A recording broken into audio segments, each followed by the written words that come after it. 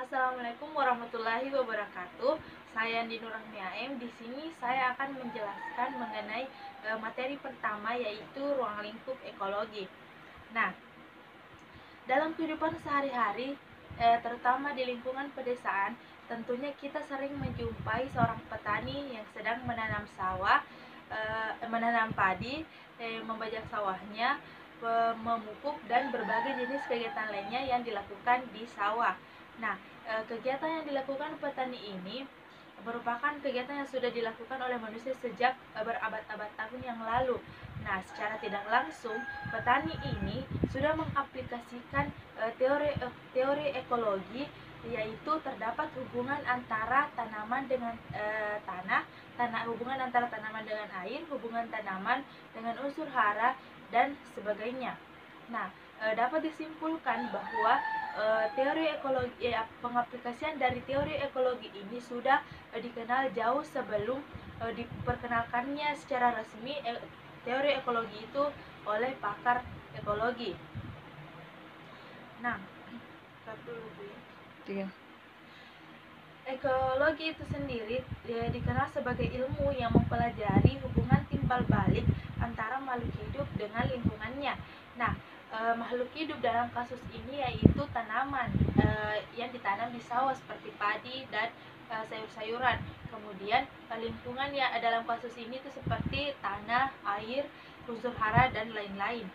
Nah, kata ekologi itu sendiri berasal dari dua kata, yaitu dalam bahasa Yunani dari kata oikos dan logos, di mana oikos itu berarti rumah atau tempat tinggal, dan logos berarti ilmu atau pengetahuan. Secara sederhana, ekologi itu diartikan sebagai ilmu yang mempelajari organisme di tempat tinggalnya. Namun, pada umumnya yang sekarang kita kenal, pengertian ekologi itu merupakan ilmu yang mempelajari tentang hubungan timbal balik antara organisme dan organisme atau sekelompok organisme terhadap lingkungannya. Nah, kata ekologi itu sendiri pertama kali diperkenalkan oleh Ernest Haeckel, seorang ahli biologi yang berasal dari Jerman pada tahun 1866. Nah, namun beberapa para pakar biologi pada abad ke-18 dan 19 telah mempelajari bidang-bidang yang berkaitan dengan ekologi itu sendiri. Misalnya Anthony van Leeuwenhoek, di mana Anthony van Leeuwenhoek ini dikenal juga sebagai pionir penggunaan mikroskop, juga dikenal sebagai pionir studi mengenai rantai makanan dan juga regulasi populasi. Nah, bahkan jauh sebelum itu, Hippocrates dan juga Aristoteles serta beberapa filosof Yunani lainnya telah menulis beberapa materi yang sekarang termasuk dalam bidang ekologi. Nah, sekarang perbedaan ekologi dan ekosistem. Jika kita dengar ekologi dan ekosistem itu mungkin hampir sama karena merupakan sama-sama lingkungan. Nah, antara komunitas dan lingkungannya selalu terjadi interaksi. Nah, interaksi ini menciptakan kesatuan ekologi yang disebut dengan ekosistem. Nah, komponen penyusun ekosistem itu ada produsen, di mana dalam hal ini produsen itu tumbuhan hijau. Kemudian konsumen ada herbivora, yaitu hewan pemakan tumbuhan. Kemudian ada karnivora, hewan pemakan daging, dan juga omnivora, yaitu pemakan segalanya. Dan terdapat juga decomposer atau pengurai, ya, dalam hal ini yaitu mikroorganisme. Kemudian faktor abiotik. Nah, faktor abiotik adalah faktor yang tetap hidup, yang meliputi faktor fisik dan juga kimia. Faktor fisik utama yang mempengaruhi ekosistem adalah sebagai berikut. Yang pertama yaitu suhu. Nah, suhu ini berpengaruh terhadap ekosistem karena suhu merupakan syarat yang diperlukan organisme untuk hidup. Nah, jika suhu terlalu tinggi juga ada beberapa organisme yang tidak dapat tahan, dan juga jika suhu terlalu rendah ada juga beberapa organisme yang tidak terlalu tahan terhadap suhu yang begitu rendah. Jadi suhu ini memang sangat mempengaruhi organisme. Kemudian sinar matahari. Sinar matahari mempengaruhi ekosistem secara global karena matahari menentukan suhu. Nah, sinar matahari inilah yang menentukan keoptimalan suhu yang ada di bumi. Sinar matahari juga merupakan unsur vital yang dibutuhkan oleh tumbuhan sebagai produsen untuk berfotosintesis. Nah, kita ketahui bahwa tumbuhan untuk melakukan fotosintesis tumbuhan itu memerlukan cahaya dari sinar matahari. Kemudian air. Air berpengaruh terhadap ekosistem karena air dibutuhkan untuk kelangsungan hidup organisme. Bagi tumbuhan, air diperlukan dalam pertumbuhan, perkecambahan, dan penyebaran biji. Bagi hewan dan manusia, air diperlukan sebagai air minum, sarana hidup lainnya seperti mencuci, memasak, transportasi, dan tempat hidup bagi ikan. Bagi unsur abiotik lain, misalnya tanah dan batuan, air diperlukan sebagai pelarut dan juga pelapuk. Kemudian, tanah. Tanah merupakan tempat hidup bagi organisme. Jenis tanah yang berbeda menyebabkan organisme yang hidup di dalamnya juga berbeda. Tanah juga menyediakan unsur-unsur penting bagi pertumbuhan organisme, terutama tumbuhan. Kemudian ketinggian. Ketinggian tempat menentukan jenis organisme yang hidup di tempat tersebut, karena ketinggian yang berbeda akan menghasilkan kondisi fisik dan kimia yang berbeda. Kemudian angin. Angin selain berperan dalam menentukan kelembapan, juga berperan dalam penyebaran biji tumbuhan tertentu. Nah, angin juga ini membantu dalam proses penyerbukan. Garis lintang. Garis lintang yang berbeda menunjukkan kondisi lingkungan yang berbeda pula. Garis lintang secara tak langsung menyebabkan perbedaan distribusi organisme di permukaan bumi. Ada organisme yang mampu hidup pada garis lintang tertentu saja. Nah, sekarang kita beralih pada interaksi antar organisme. Nah, semua makhluk hidup selalu bergantung kepada makhluk hidup yang lainnya. Tiap individu akan selalu berhubungan dengan individu lain yang sejenis ataupun lain jenis, baik individu dalam satu populasinya atau individu dari populasi lain. Interaksi demikian banyak kita lihat di sekitar kita.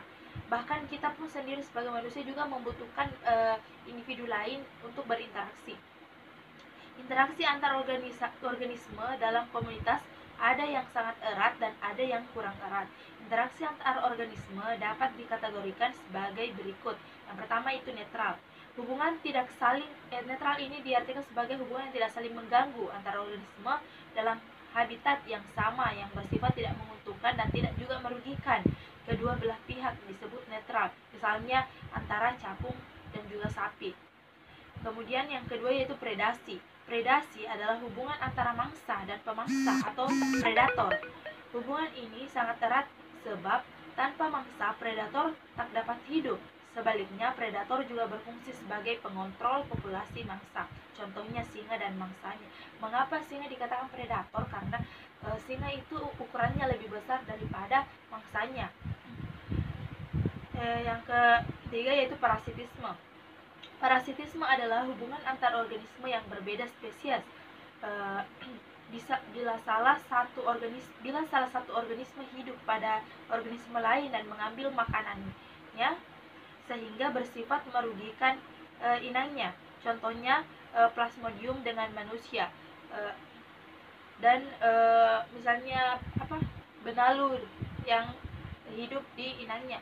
Nah, perbedaan antara predasi dengan parasitisme ini ya seperti yang saya sebutkan tadi, bahwa predator itu ukurannya besar daripada mangsanya, sedangkan parasitisme itu ukurannya kecil. Misalnya bakteri di dalam tubuh manusia itu berukuran kecil, namun ada bakteri yang merugikan manusia. Virus ukurannya kecil namun merugikan manusia, itu disebut parasit.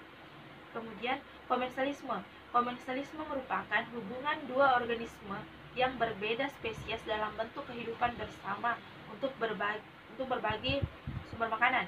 Salah satu spesies diuntungkan dan spesies lainnya tidak dirugikan. Maksudnya ada organisme yang untung, namun organisme yang satunya tidak dirugikan, juga tidak diuntungkan, bagaimana ya? Tidak dirugikan lah. Misalnya anggrek dengan pohon yang ditumpanginya.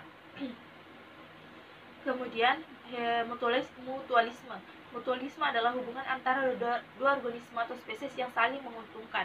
Contohnya bakteri Rhizobium yang hidup pada bintil agar kacang-kacangan.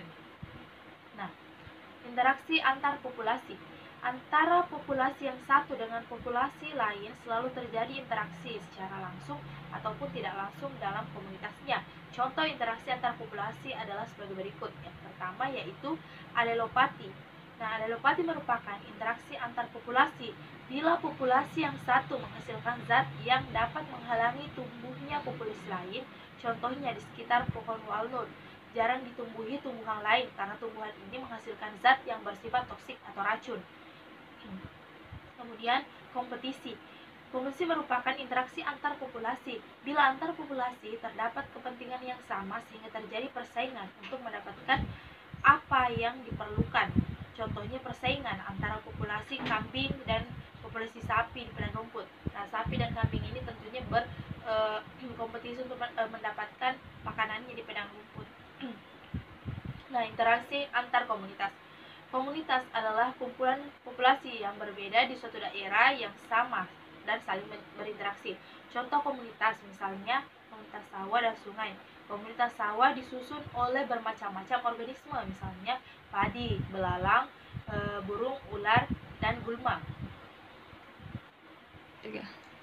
Nah, kita masuk pada interaksi antar komponen biotik dan abiotik makhluk hidup dengan yang tidak hidup. Nah, interaksi antara komponen biotik dan abiotik membentuk ekosistem. Hubungannya organisme dengan lingkungannya menyebabkan terjadinya aliran energi dalam sistem itu. Selain aliran energi di dalam ekosistem juga terdapat struktur atau tingkat trofik keanekaragaman biotik serta siklus materi. Dengan adanya interaksi-interaksi tersebut, suatu ekosistem dapat mempertahankan keseimbangannya. Pengaturan untuk menjamin terjadinya keseimbangan ini tidak diperoleh, maka akan mendorong apabila